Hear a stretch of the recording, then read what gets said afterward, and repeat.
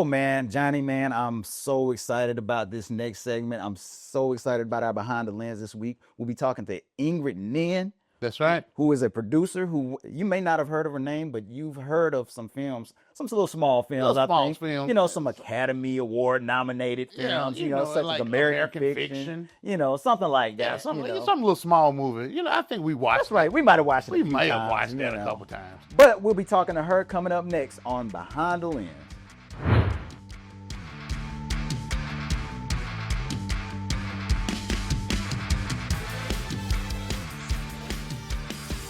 All right, Bruce, man. Today on the 515 Real to Real podcast, we have a true powerhouse in the building.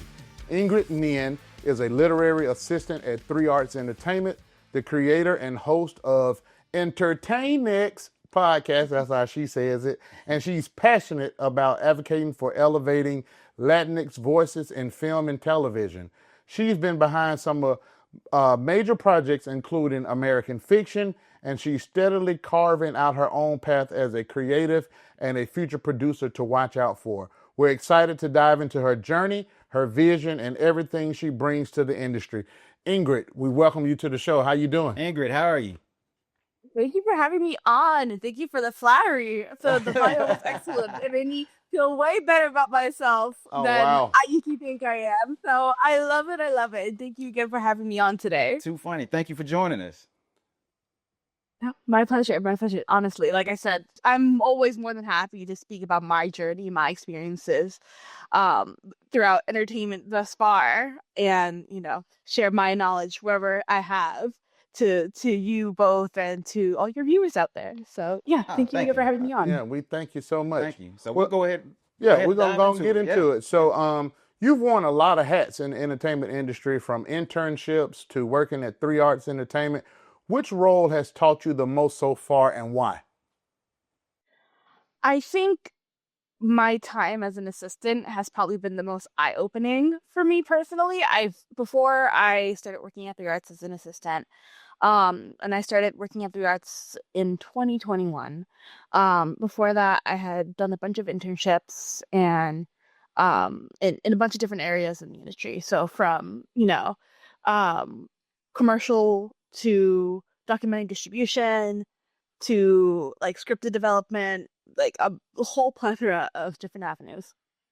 But I think my time as an assistant and what I really love, especially what I say, to people who have just graduated college and who are looking for their next step in the industry to get their first step in the industry, is that starting as an assistant, whether you're at an agency or you're at a management company, is one of the most beneficial steps to your career you can take, because being at those types of places is really at being in the nucleus of the industry, because both agencies and management companies get to touch on every single facet of the industry. So whether it's with talent that we represent or with the buyers that we talk to, production companies that try to make things with our clients, and other management companies, other agencies, being in this position has just really given me, as someone who's gone to film school, just a whole different area of knowledge that I didn't have coming out of film school,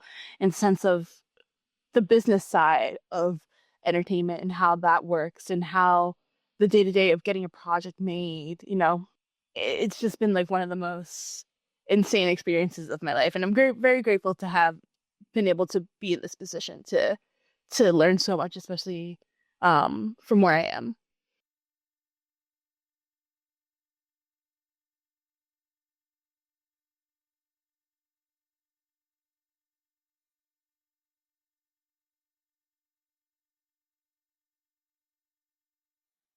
I think one of the biggest misconceptions that I think, and I think this is just in particular for Latin stories, but I think it's for all kinds of stories, is that as a Latino, you need to put but when you're featuring a story that has Latinos in it, or any kind of underrepresented demographic, you have to always put their culture at the forefront.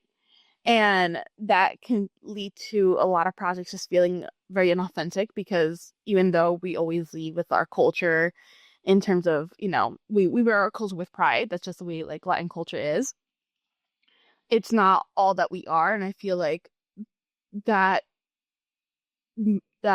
centering of culture in general just leads to a very static or very flat outlook of how Latinos look at other aspects of their life, and also just the umbrella of Latino itself. People a lot of the time view it as very monolithic when there's so many different cultures and races, and it just mixes everything under the umbrella term Latino. Like you can be Latino yet be Brazilian or be Dominican or be Mexican or be Puerto Rican, and you know all those cultures are not the same. And so I think it's a little bit two-hander where it's like the not being able to show the multitudes that that label contains, and at the same time too, not letting the authentic emotion of a person who just happens to be Latino come to the forefront, and letting their culture be a second thought after that, if that makes sense. Definitely. Now, let me Yeah. ask you this. So Johnny ran through your portfolio a little bit earlier. For those at home, can you just tell us a little bit about your role and what it is that you do? Yeah, so I currently work as an assistant to a literary manager over at the management company Three Arts Entertainment. So in terms of like my day to day, as an assistant, I manage a lot of the administrative stuff for my boss, who is a literary manager. Um, and it's a lot of scheduling. It's a lot of, corresponding with the clients back and forth, setting meetings for the clients, getting to read a lot, which is my favorite part of the job, is getting to read all the things that their clients are doing. Getting to, sometimes pitch in a note or two, or sometimes getting to sit down a pitch and, getting to see a project in action go from ideation to on the page outline to actual script to getting pitched out, and follow that journey of actually hoping to get made. So it's a very interesting part to be, to be in the background putting the pieces together to help these things run as smooth as possible. Definitely. Yeah. Now, you said you, Yeah. you love reading and things of that nature. So tell us about the time when American fiction hit your hand. Yeah, I mean, for me, American Fiction, I ended up reading the first draft of that way before it even started shooting. It was like, I want to say December 2021, and the movie ended up coming out in 23. So I was like maybe like 2-ish years ahead of the game, Wow. for like seeing that story. And it was a very, very early iteration of the story. So a lot of things have changed. American Fiction is an adapted book based on the book Erasure by Percival Everett. So seeing, go from that book to an adapted script, then seeing all the components and the pieces being put together, because my boss was one of the lead producers on the project. So I essentially got to work as his like producer's assistant on the project. Getting to see all the pieces put together and grow into an actual movie that's in pre-production. And getting to see it actually form into a movie within itself, and to be at the American Fiction premiere, and I've seen it many, many times, getting to see it on the screen around people, and then getting to see, our client Court Jefferson win his Oscar, Yes. that night. Just to be able to say I was a part of that makes me feel really proud, not only because obviously it was such a beautiful project, Yes. but also just really inspired me and showed me that with enough persistence, I can also build that path out for myself in terms of the things that I want to be producing. And so yeah, so I'm super grateful to have been able to be a part of that journey. A lot of late nights for that, but I wouldn't trade it for the world, honestly. Now, growing up, did you see this for yourself? Is this something that you've always wanted to do? Did you imagine ever being a part of an Academy Award winning film? Um, it was so funny because when I was a kid, I always wanted to be, I would always tell my mom, I want to be a pediatrician. And, thinking about that is so funny now, because even though I would tell her that, the one thing I would always be doing when I was a kid, and always, like, even now to this day, was watching movies. Like, my dad is a huge cinephile, and I think I credit him the most for, like, really building up my love for movies. In high school, I ended up taking media classes, because at the time I was like, what if I become a reporter? That'd be cool. But um, in those media classes, we got a little bit of exposure into the world of filmmaking. So we got to like recreate different scenes from different movies and make our own short films. And it was really there where it kind of clicked for me, where it's like, oh, I really love doing this thing and making these things. And I always will remember we made a short film for this short film contest in high school. And like all of us like got together and got to put different components of the short film together. And I had written like this one scene that I like really camped up and made like really funny. And I was like, I think that'd be a really fun scene just to throw into the movie. So we recorded and we got into this festival. And I remember sitting in the theater for the festival that we were screening it at, and just hearing everyone laugh in the theater over the thing that I wrote. And that made me feel really great. I was like, oh my gosh, I helped to make this thing that now all these people are witnessing. And I got to make it with a great group of people. And this is something I think I want to do for the rest of my life. So, of course, my mom had a heart attack when I told her I wanted to film. I don't want to be a doctor. Sorry about that. But thankfully for my mom, she really was always believed in me and like championed me at the end of the day. So when I told her I wanted to go to film school, she's like, okay, all right, that's fine. Just make sure you have a job and you don't starve. I'm like, okay, I will. And yeah, I ended up graduating and going to film school. And that's my journey of how I ended up falling into this.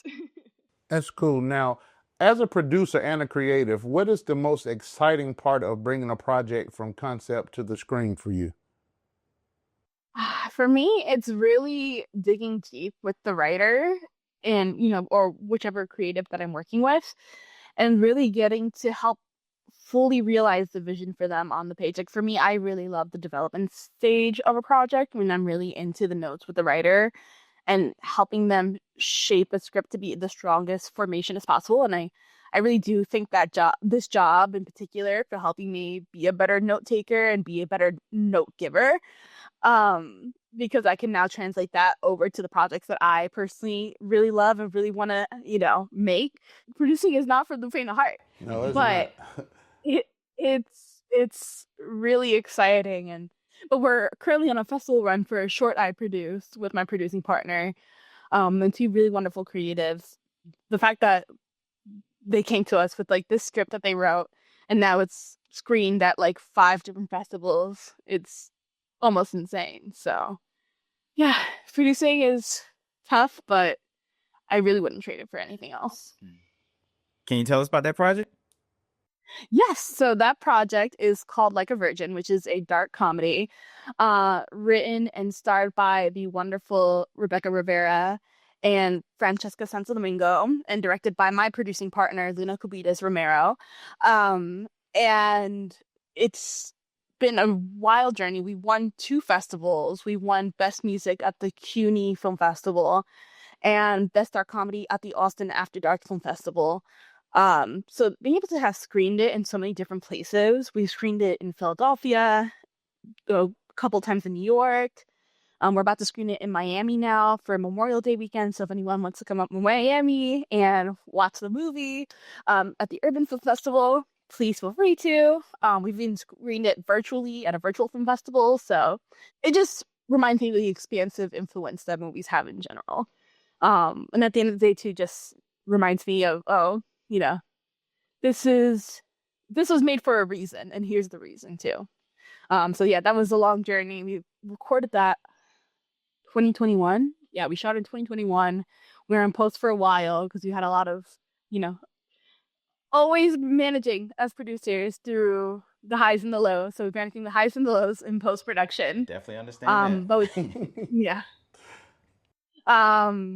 But by 2024, we finally got it done, and now it has lived a bunch of different lives in a bunch of different places, and that's something I'm really, really proud of, especially to have won awards for that too. Is insane. Johnny mentioned it earlier. You're also a podcaster. Yes, that was going to be the next So, one. I Yeah. so am. talk to us about your podcast. Tell the audience what it's all about. Yes, so I am the host of the EntertainX podcast, which I founded back in 2021. 2021 was a big year. And um since then, right now we're in our second season. But I ended up creating the podcast is because I wanted to really find more Latinos who worked in entertainment and really showcase the plethora of positions that are within entertainment. Because I feel like when it comes to just from face entertainment, people always think, oh, you can only be an actress, a director, a writer, or a producer. And it's like, no, there's a bunch of other jobs that you can do. And there's a bunch of other things you can learn. And not a lot of people realize how big the entertainment industry is. And that's what I really wanted to showcase. I want to showcase, number one, that Latinos are present within the entertainment industry, but number two, also just provide a vehicle for people in general, not just Latinos, to learn what certain positions are and what certain jobs look like and be inspired to not only learn about certain roles in the entertainment industry, but to take on those roles and say, oh, I didn't know what a set designer was, but after I listened to this episode, a set designer sounds really cool. Maybe I'll look into it. And because I got a little bit of gems here, I already know how to kind of start that journey. So maybe I'll start that journey, and it's really meant to educate and inspire people, no matter who they are, if they're Latinos or not, but really get them more motivated into pursuing a career in entertainment and not make it feel like there's just another hurdle they have to overcome because they don't have that knowledge of what certain people do, or what certain projects look like, or what certain roles look like, because they don't have an immediate connection into the entertainment industry. So that was my way of providing just a little bit more help of getting over that hurdle to a career in entertainment. Just making it more accessible for people to make sure they get a good start into this job, even if they don't know what they want to do. Yeah. Okay, well, last question for me. If you could give a piece of advice to someone who is looking to either get into the entertainment industry or even become a podcaster, what would that advice be? Watch as much as you can. Really be passionate about the things that you want to make and that you want to do. It doesn't have to be in traditional film or traditional TV. If you're really passionate about reality TV, go down the reality TV pipeline. If you're really passionate about sports, go down the sports pipeline. No matter what, never give up what you're passionate about in order to fit in a certain box, because there will always be an avenue for you to feel that passion, in some way, shape, or form. And, don't feel like because you're in a certain place or your career is moving at a certain pace, that you're failing or that you're falling behind. It's just a matter of if and when, and making sure you stay honed into your craft, you stay dedicated into keeping up with this industry. So subscribe to the trades, subscribe to all these podcasts like this that will teach you and feature a lot of people that talk like I do about their experience. And that's how you'll gain the knowledge. Even if you don't go to film school, that's how you gain the knowledge and the tidbits that will push you into getting closer to your goal. And again, it's just a marathon, not a race. So giving yourself the grace to hold steady, yet keep pushing. That's right. That's the one thing that we hear All very the time. often All the time. from people that are in this industry. It's not a It's marathon. a marathon. It's not a race. Not it's a race. It's a marathon, right?